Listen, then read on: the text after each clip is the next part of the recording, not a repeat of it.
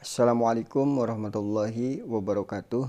Bismillah, alhamdulillah, wassalatu wassalamu ala rasulillah Sayyidina Muhammadin bin Abdullah wa ala alihi wa sahbihi wa mawalah.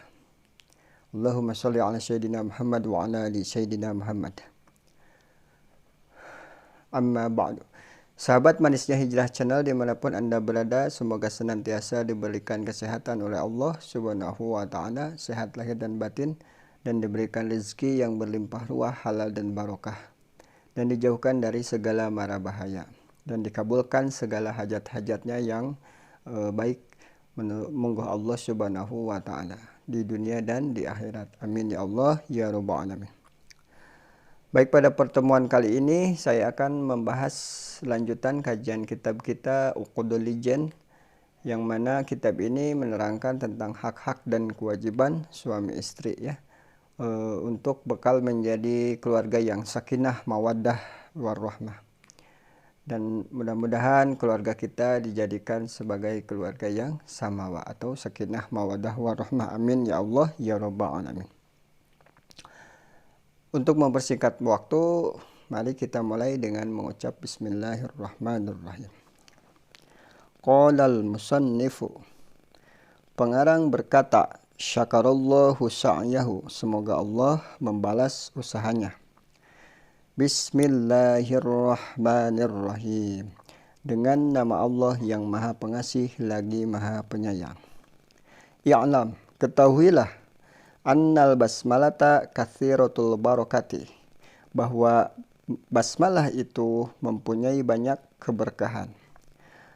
Man zakaroha, barang siapa yang membacanya, hasolalahu al-ma'mulu, maka akan tercapai cita-citanya. Waman wazoba, dan barang siapa yang selalu mengerjakannya dengan teratur atau istiqomah ya, alaiha, membaca lafaz bismillah itu, khudhiyabil qabul, maka ia akan dikabulkan segala permohonannya. Qila annal kutuba al-munazzalata, dikatakan annal kutuba, bahwa sesungguhnya kitab-kitab itu al-munazzalata diturunkan minas samai, dari langit, ilal ardi, sampai ke bumi, itu adalah mi'atu wa arba'atun, itu berjumlah semuanya ada 104 ya. Yang 104 ini terbagi lagi. Yang pertama apa? Suhufu syitha situna. Yang pertama diturunkan kepada Nabi Syith ya, berapa? 60 suhuf. Wa suhufu Ibrahima salasuna, dan kepada Nabi Ibrahim adalah 30 suhuf. Wa suhufu Musa qabla Taurati, dan suhuf yang diturunkan sebelum kitab Taurat kepada Nabi Musa itu ada berapa? Asyaratun, ada 10. Nah, udah berapa tuh? 60 tambah 30, 90 tambah 10, 100. Yang 4 lagi sisanya. Wat Tauratu, itu kitab Taurat, wal Injilu, dan kitab Injil, waz Zaburu, dan kitab Zabur, wal Furqanu, dan Al-Furqan, yaitu Al-Quran ya, yang diturunkan kepada Nabi kita, baginda Nabi Muhammad Sallallahu Alaihi Wasallam. Wa ma'ani, makna seluruh kitab tersebut, kullil kutub terkumpul, wa ma'ani kullil kutub, dan makna seluruh kitab tersebut itu majmu'atun, itu terkumpul bil Qur'ani, dalam Al-Qur'an. Jadi dari yang 104 kitab-kitab Allah yang diturunkan dari langit ke bumi, yang beserta suhuf-suhufnya yang tadi, yang 104, itu semua terkandung atau terkumpul di dalam kitab Al-Qur'an ya. Wa ma'ani Al-Qur'an, dan makna dari Al-Qur'an itu majmu'atun, itu terkumpul bil Fatihati, di dalam surat Al-Fatihah. Jadi Al-Qur'an yang 30 juz yang kita selalu baca yang ada 114 surat itu semua maknanya itu terkumpul dalam satu surat, yaitu surat Al-Fatihah. Makanya kenapa surat Al-Fatihah itu wajib dibaca di dalam sholat kita ya. Dan termasuk rukun qauli, apabila kita tidak membaca surat Fatihah maka sholat kita tidak sah ya. Itu saking pentingnya membaca surat Fatihah ya. Wa ma'anil Fatihati, dan makna dari surat Al-Fatihah yang 7 ayat itu dari Bismillahirrahmanirrahim, Alhamdulillahirabbil alamin, Ar-Rahmanir-Rahim, Maliki Yaumiddin, Iyyaka na'budu wa iyyaka nasta'in, Ihdinas siratal mustaqim, siratal ladzina an'amta 'alaihim, ghairil maghdubi 'alaihim waladdallin. Itu terkumpul majmu'atun, itu terkumpul fil basmalati, dalam lafaz Bismillahirrahmanirrahim. Wa ma'anil basmalati, dan makna lafaz dari lafaz Bismillahirrahmanirrahim itu majmu'atun, itu terkumpul fi ba'iha, dalam huruf ba-nya lafaz Bismillahirrahmanirrahim ya. Baik, kita bedah dulu. Jadi pertama, musannif menulis kitab ini atau mengarang kitab ini dengan memulai dengan lafaz Bismillahirrahmanirrahim, itu manut kepada Nabi kita dan manut kepada Al-Quran ya. Di Al-Quran juga pertama yang ditulis di surat Fatihah itu adalah lafaz Bismillahirrahmanirrahim. Nah, yang kedua, bahwa Allah Subhanahu wa Ta'ala itu menurunkan dari langit ke bumi kitab itu ada 104 ya. Yang pertama berupa suhuf, itu diturunkan kepada Nabi Sis alaihissalam.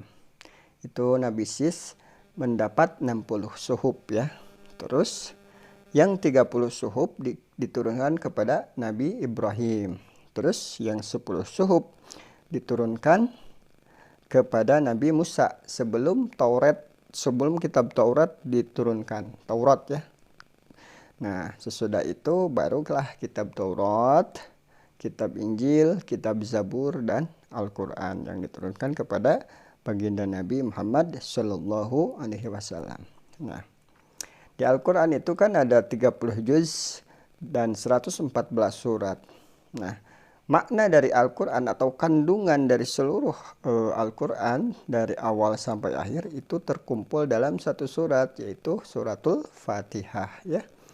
Nah, di surat Fatihah itu kan ada 7 ayat.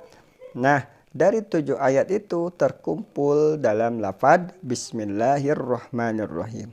Dan dari Bismillahirrahmanirrahim, makna kandungannya itu terkumpul di huruf ba-nya. Ba yang pertama ya, yang ba itu, bismi ya. Yang ba itu. Nah, baik, dilanjut. Wa kana ba'dul ulama is-salihin.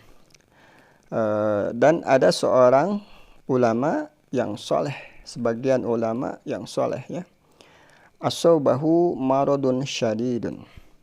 Ulama itu sedang menderita suatu penyakit ya. Maradun syadidun, penyakit yang berat, yang sangat berat ya. Ajazal atibba'a. Bahkan para dokter itu tidak mampu mengobatinya. Ya, intinya jadi dokter sudah angkat tangan ya kepada ulama yang soleh tadi ya. Ulama yang soleh itu sedang sakit dan dokter pun sudah angkat tangan bahwa tidak ada obat untuk beliau ya. Nah, patapakkaro, maka kemudian terpikir oleh ulama tersebut, bertapakur, berpikir, mengingat-ingat ya. Fi ba'dil ahyani tilkal ibarah, di saat kritis itu ya. Terpikir olehnya di saat kritis itu ungkapan ibaroh, ungkapan yang tadi ya. Pawazoba, lalu ia mengerjakan dengan teratur atau istiqomah ya. Dia teringat akan kandungan lafaz Bismillahirrahmanirrahim tadi ya. Kan dari Al-Quran semuanya terkandung dalam Al-Fatihah. Di Al-Fatihah terkandung dalam Bismillahirrahmanirrahim. Nah, ulama tersebut ingat kalau kandungan Bismillahirrahmanirrahim itu adalah sama dengan kandungan Al-Quran. Begitu dahsyatnya padilah lafaz Bismillahirrahmanirrahim. Terus beliau mentafakuri dan kemudian beliau mengistiqomahkan atau berwirid ya, mengistiqomahkan ya dengan teratur alal basmalati kepada membaca lafaz Bismillahirrahmanirrahim ya, min ghairi adadin mahsurin, tanpa batas hitungan yang tertentu. Jadi dia itu tidak berhitung mau 1000 kali atau 2000 kali atau 10.000 kali gitu ya. Pokoknya pagi, siang, malam dia selalu membaca Bismillahirrahmanirrahim dan dia memohon kepada Allah Subhanahu wa taala dengan keberkahan lafaz bismillah, dengan berkahnya khasiat kandungan Bismillahirrahmanirrahim agar disembuhkan penyakitnya atau diangkat penyakitnya oleh Allah Subhanahu wa taala. Dan akhirnya alhasil Allah mengabulkan permintaannya.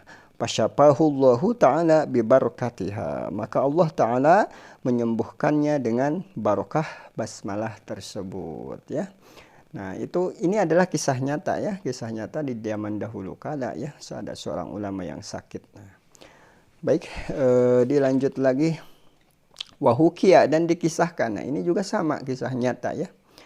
Annam ro'atan, ada seorang wanita, kana laha zaujun munafikun.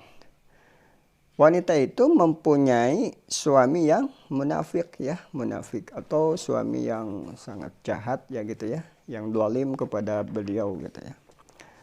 Munafik itu kalau dalam hadis Rasul itu ciri-ciri orang munafik itu ada 3 ya. Ayatul munafiki salasun.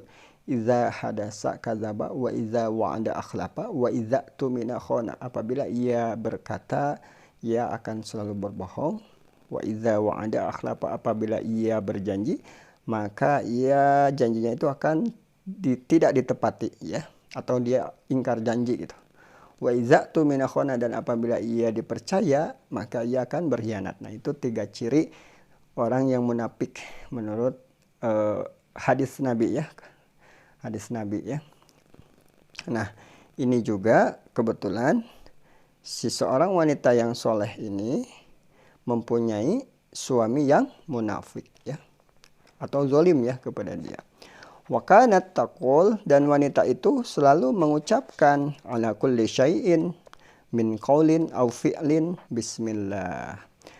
Nah, wanita itu selalu mengucapkan bismillah dalam segala sesuatu aktivitasnya ya, berupa ucapan atau perbuatan. Jadi dia itu mau ngapa-ngapain selalu membaca Bismillahirrahmanirrahim.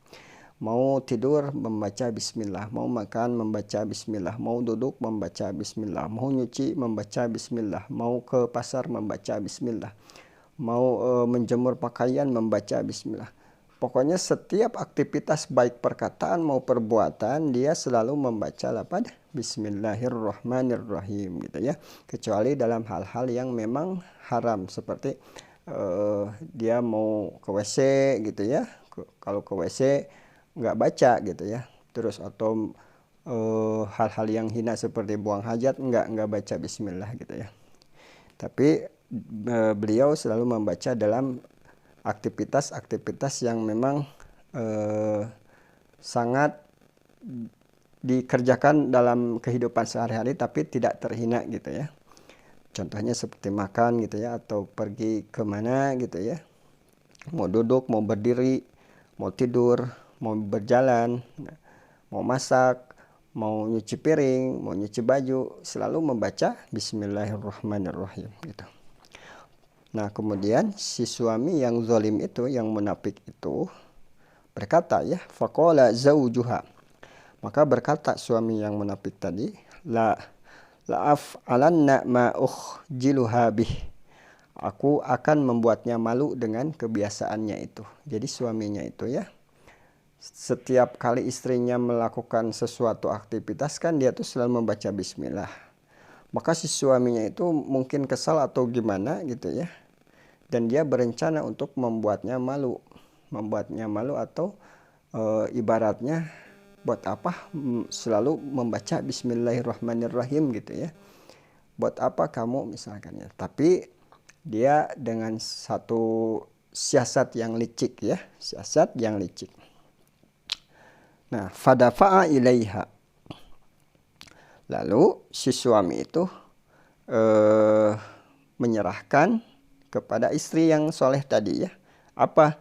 Menyerahkan sesuatu, surotannya itu dompet ya, dompet. Waqala, dan suaminya berkata ya kepada istri yang soleh tadi, ihfaziha, wahai istriku, jagalah dompet ini atau simpanlah dompet ini. Jaga misalkan, jangan sampai hilang ya, ibarat kata begitu.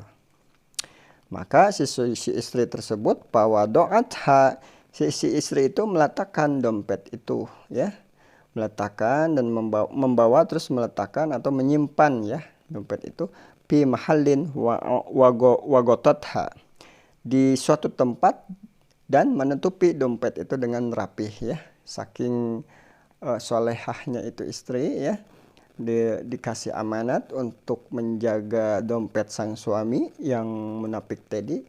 Dia membawanya terus menyimpan dompetnya dan menutupnya dengan rapih gitu ya. Nah, pagofalaha, ketika si istri sedang lemah ya, pagofalaha, ketika si istri sedang lemah, misalkan si istri lagi di mana atau lagi di luar gitu ya.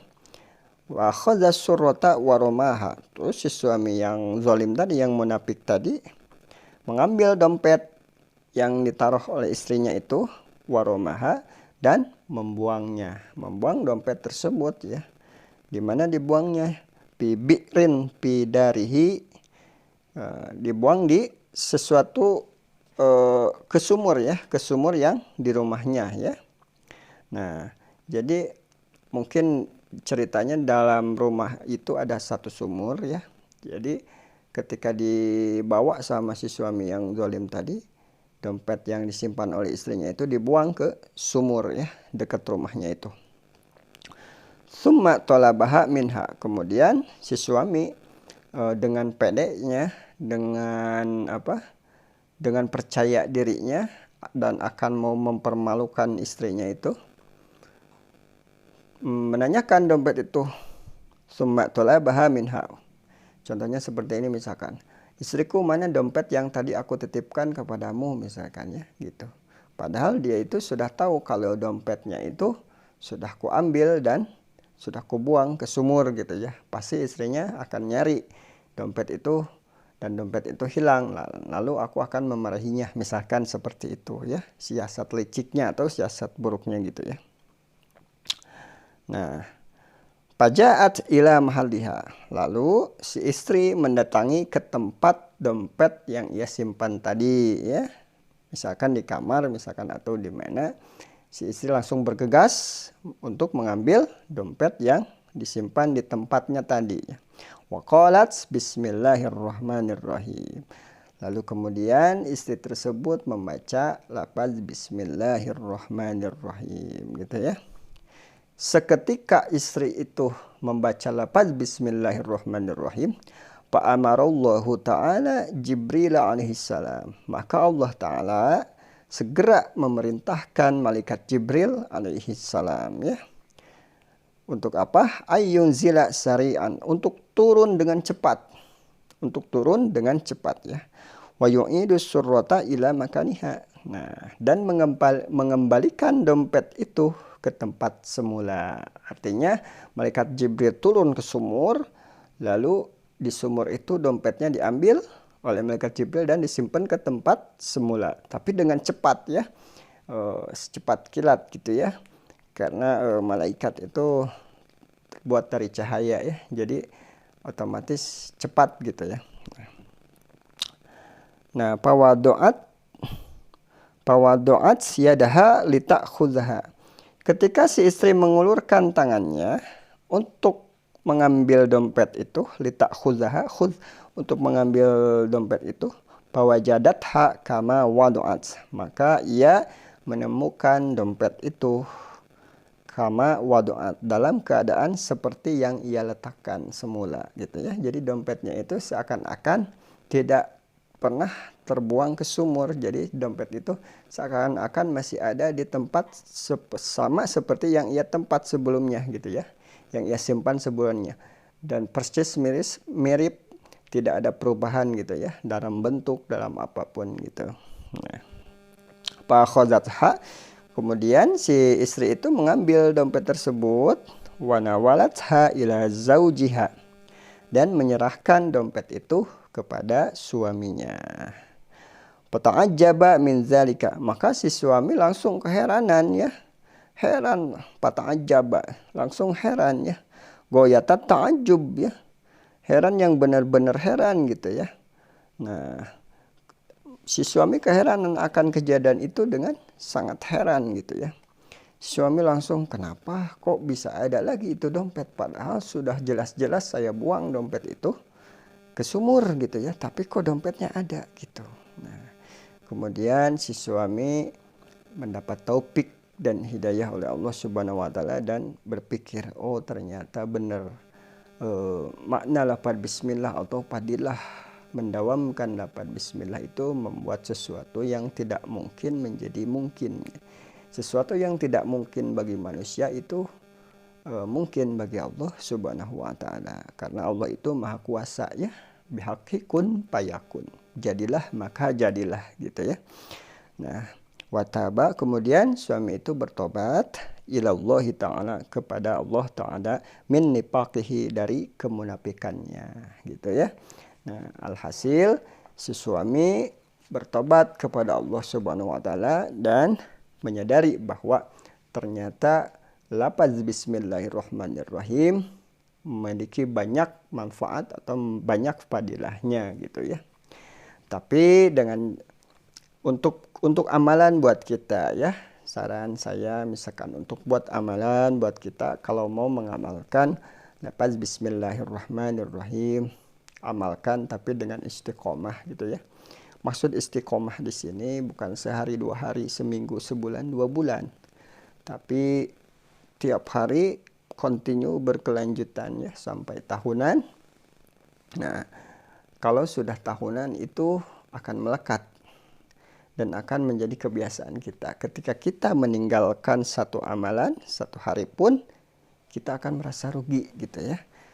Aduh, hari ini saya belum baca bismillah. Nah, itu kita akan terasa terhutangi dengan amalan kita yang selalu istiqomah gitu ya.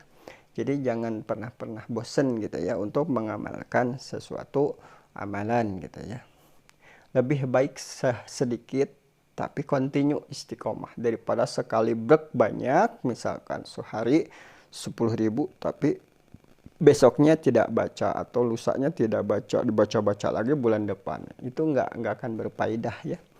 Yang berfaedah itu meskipun kita sehari sedikit, misalkan sehari 100 setiap ba'da sholat, tapi dilakukan tiap hari continue sampai bertahun-tahun, maka insya Allah ada fadilah atau ada keutamaan kandungan dari bismillahirrahmanirrahim, karena kita bukan wali min auliyaillah gitu ya, karena kita banyak dosa gitu. Mungkin kalau lafaz bismillah itu dibaca oleh seorang wali maka langsung nyata gitu ya kandungannya itu ya. Nah, kalau kita banyak dosa, mungkin dengan kita membaca bismillahirrahmanirrahim dosa kita juga berguguran gitu ya, satu persatu, sedikit demi sedikit gitu ya. Karena ketika kita mengerjakan suatu amal kebaikan dan kita berniat untuk menjauhi suatu dosa, itu akan berguguran dosa kita ya, satu persatu. Mudah-mudahan kita dikasih taufik dan hidayah oleh Allah Subhanahu wa taala. Nah, mungkin sampai segini dulu penjelasannya. Apabila saya ada salah penyurahan dan penerangan, itu murni kebodohan saya. Dan apabila penerangan saya benar, maka ilmu itu hakikatnya dari Allah Subhanahu wa taala melalui perantara lisan saya, ya. Wa akhirul kalam, wassalamualaikum warahmatullahi wabarakatuh.